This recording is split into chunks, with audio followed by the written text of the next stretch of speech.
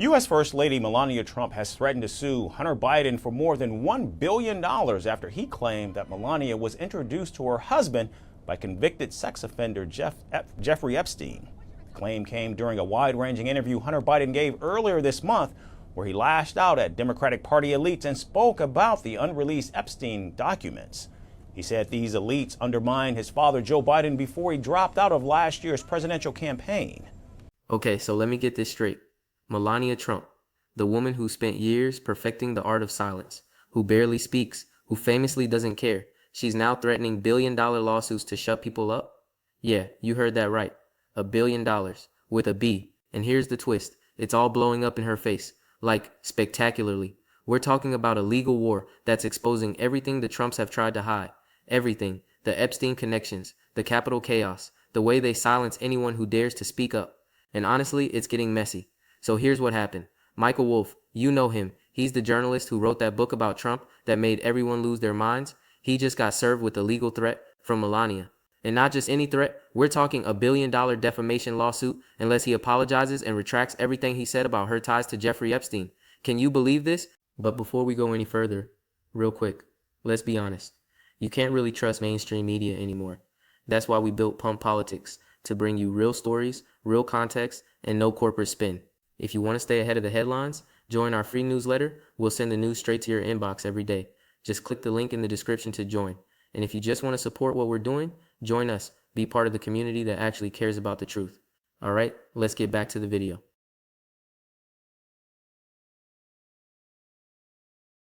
Jeffrey Epstein introduced Melania, and that's how the First Lady and the President met. The connections are, like, so wide and deep. He attributed the claim to journalist Michael Wolff, a man Donald Trump had previously dismissed as a third-rate reporter, and Melania Trump's team insists the claim is baseless. Her lawyers call the allegation false, disparaging, and defamatory, and they say the comments have caused her overwhelming financial and reputational harm. But here's where it gets wild.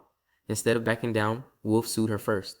He actually turned around and filed a lawsuit against the former First Lady, saying, wait for it, that she and Donald used North Korean-style confessions to intimidate journalists.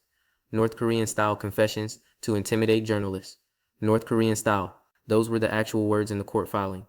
And look, I know what you're thinking. Another day, another Trump lawsuit, another drama. But this one's different.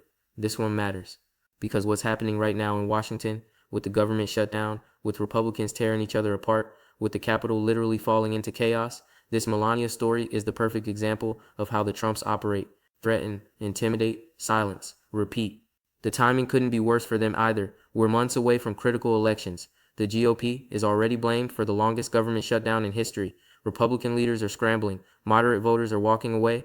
And now we've got Melania Trump's legal team sending billion-dollar threats to journalists who dared to investigate her past. The optics are, yeah, not great.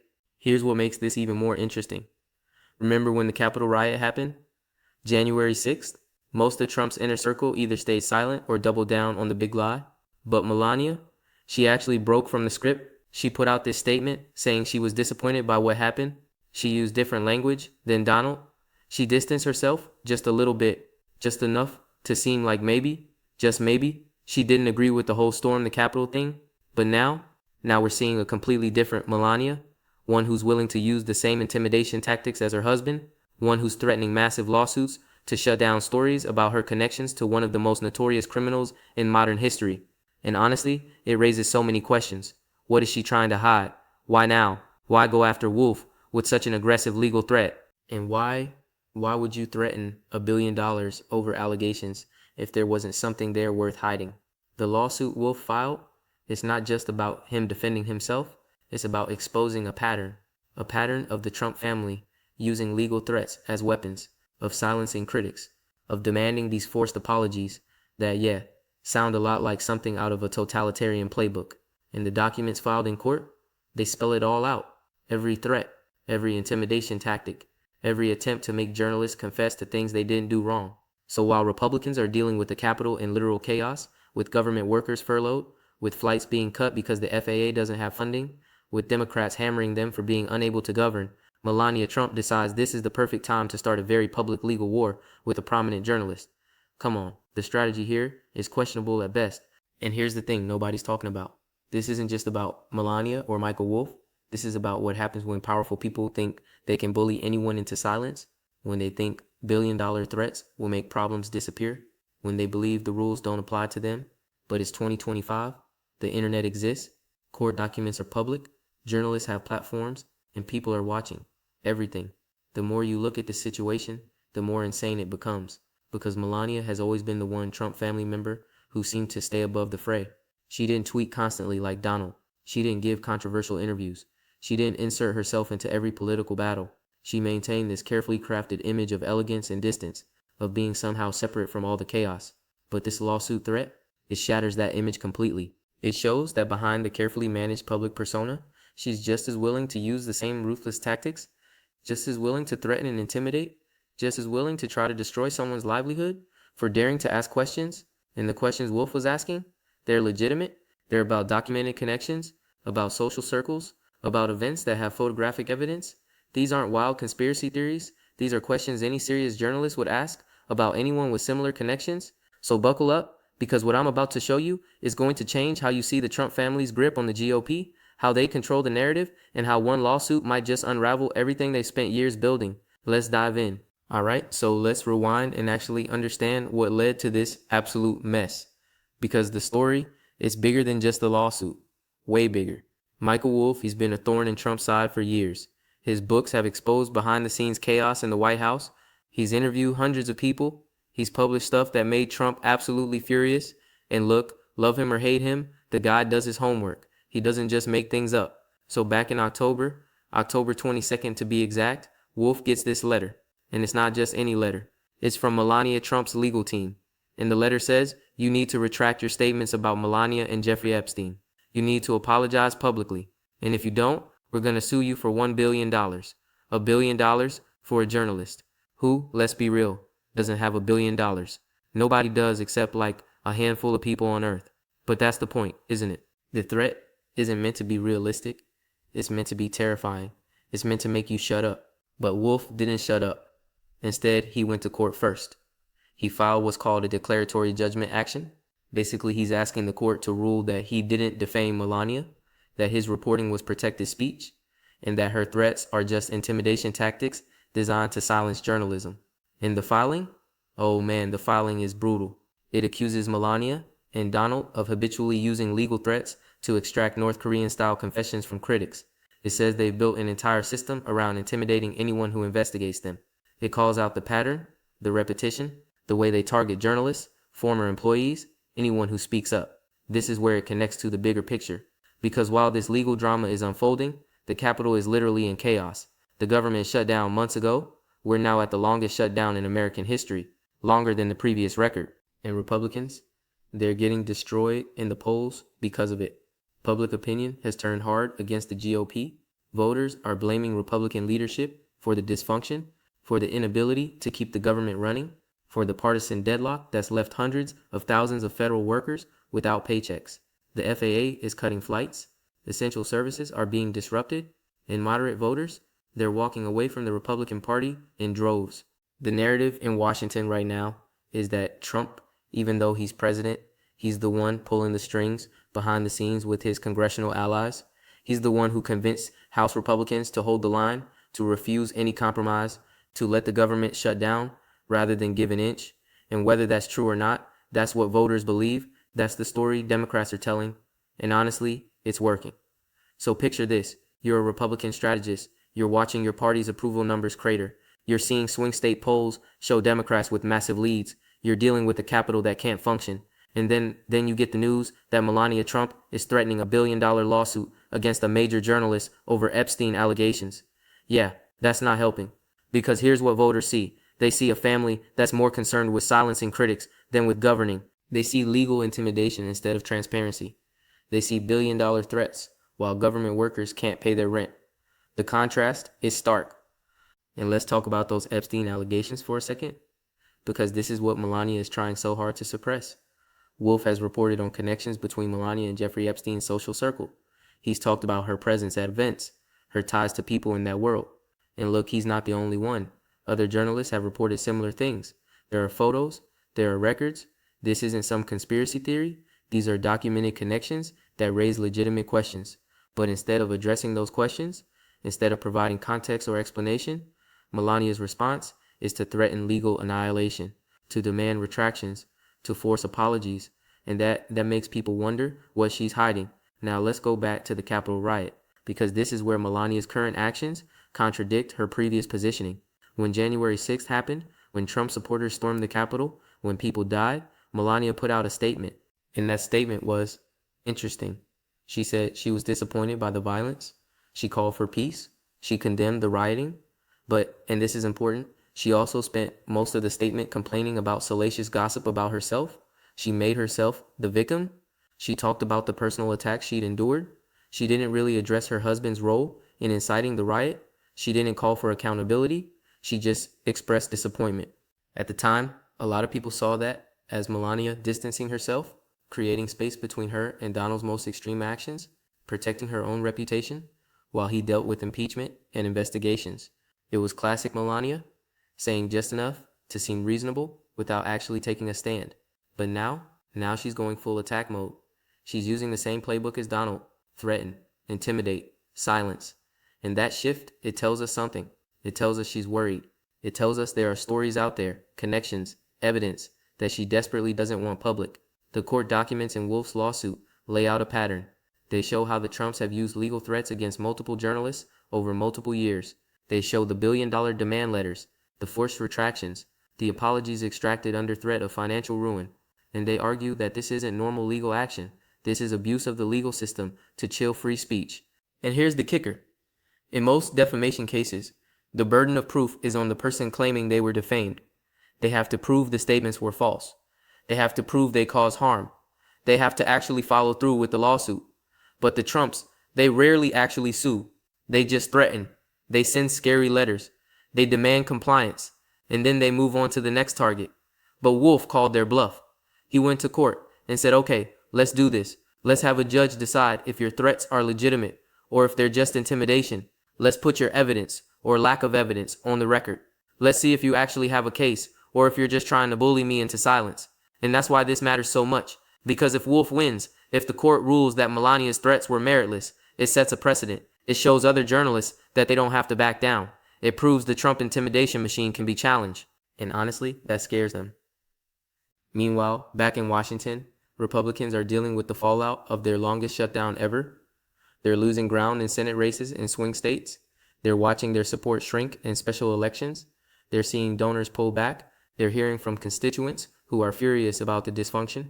And through it all, the Trump family drama keeps making headlines, keeps dominating the news cycle, keeps reminding voters why they're exhausted by this whole era of politics. The shutdown isn't just a political inconvenience anymore. It's affecting real people's lives. Air traffic controllers working without pay, national parks closed, food safety inspections delayed, small businesses that depend on federal contracts going under. And every day it continues. Every day Republicans can't figure out how to end it. The damage to their brand gets worse.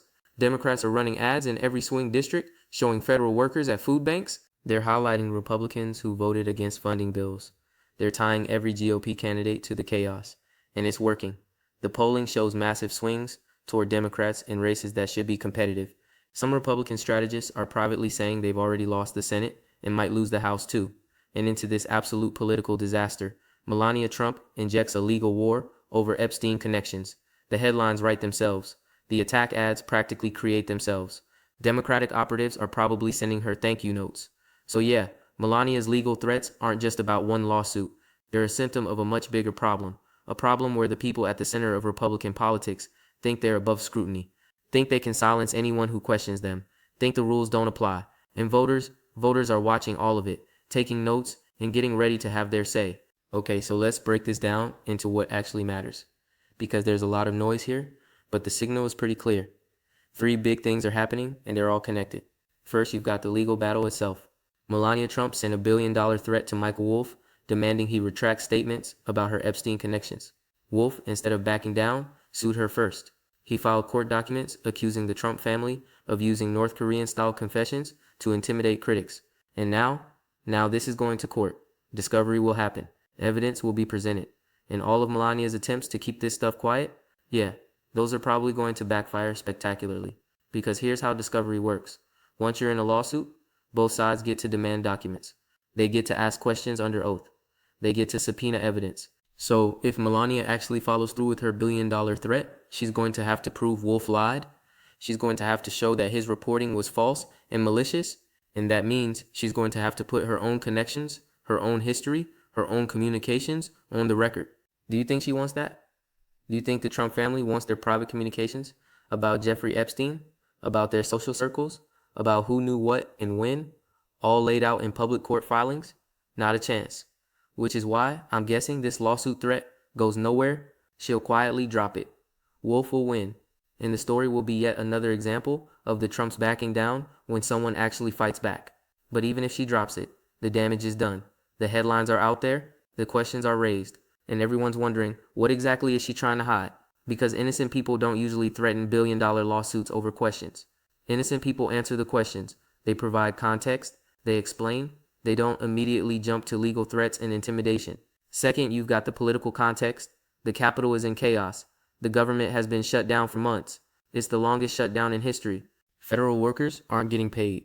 The FAA is cutting flights. Essential services are being disrupted. And Republicans, they're getting absolutely hammered in the polls because voters blame them for the dysfunction. Trump's influence, even from the White House, is seen as the driving force behind congressional Republican intransigence. He's the one who told House members not to compromise. He's the one who said let it shut down. He's the one who convinced them to hold the line. And whether that's accurate or not, that's the narrative. That's what voters believe. And it's killing the GOP in swing states. Democratic strategists are having a field day with this. They're running ads showing federal workers struggling to pay bills while Trump golfs at Mar-a-Lago. They're highlighting Republican chaos and inability to govern. They're tying every House and Senate Republican to the shutdown, to the dysfunction, to Trump.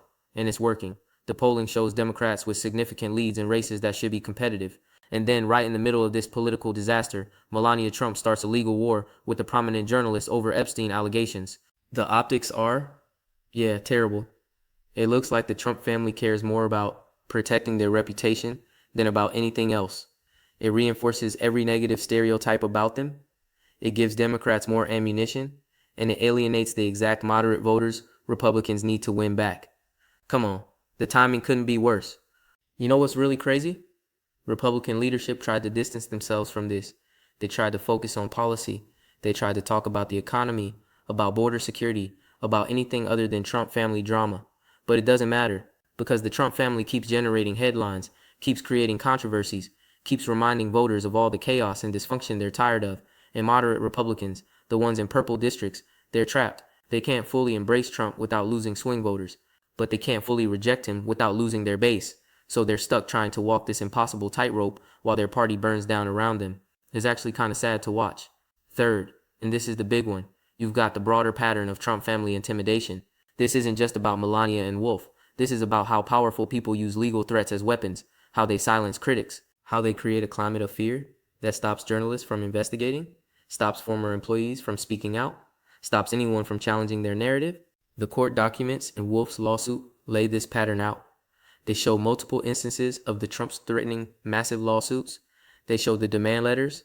They show the forced retractions. They show how the family has weaponized the legal system to chill speech and punish dissent.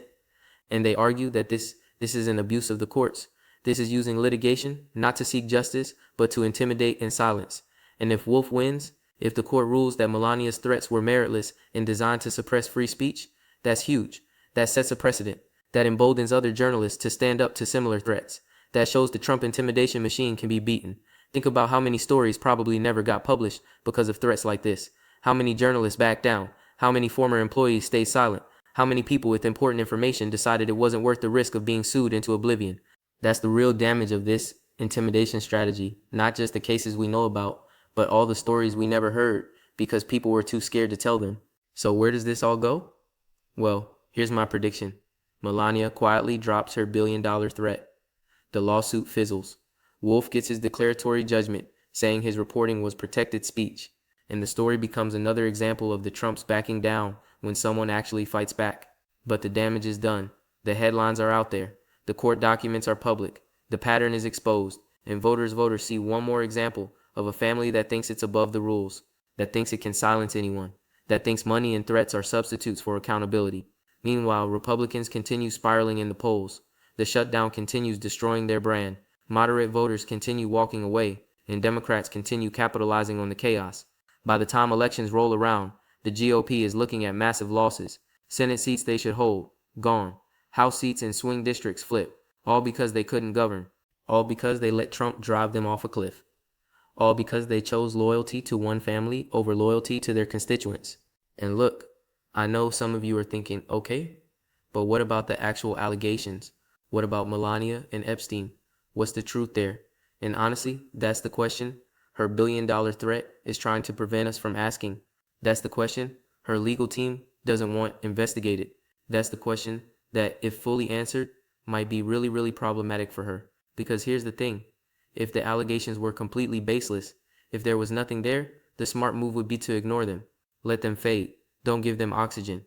But instead, Melania responded with maximum legal aggression. She threatened $1 billion. She demanded retractions. She made this a huge story. And that tells you something. It tells you she's worried. It tells you there's probably more to this than she wants public. The Streisand effect is real, you know? When you try to suppress information by threatening legal action, you just make more people interested in it. You turn a small story into a big story. You make people wonder what you're hiding. Melania's legal team should have known this. They should have advised her that threatening a prominent journalist would backfire. But either they didn't or she didn't listen. So, yeah, this story isn't over. The lawsuit will play out. More documents will be filed. More details will emerge. And the Trump family's attempts to control the narrative, to silence critics, to intimidate journalists, those are going to keep backfiring. Because it's 2025. Information spreads. Courts are public. And people are watching. The Capitol is in chaos. Republicans are in freefall. And Melania Trump just made it all worse by proving once again that the Trump family's first instinct is always to threaten, to intimidate, to silence, not to govern, not to lead, not to serve, but to protect themselves at all costs. And voters are taking notes. They're watching this play out. They're seeing the dysfunction. They're seeing the intimidation. They're seeing a family that thinks it's above accountability. And when elections come, they're going to remember all of it. The Republican Party tied itself to the Trump family. They made that choice. They decided that loyalty to Trump was more important than governing, more important than their principles, more important than their constituents. And now they're paying the price, watching their majority slip away, watching their approval ratings crater, watching swing voters flee to Democrats. And the worst part, they can't change course now. They're locked in, because if they turn on Trump, they lose their base. But if they stick with him, they lose everyone else. It's a no-win situation of their own making. So, next time we'll dive into how this shutdown is specifically destroying Republican chances in key Senate races and why some GOP strategists are already writing off 2026. Because trust me, it's even worse than you think. The internal polling numbers that are leaking out, they're catastrophic. We're talking about losing seats that haven't gone blue in decades. Stay tuned.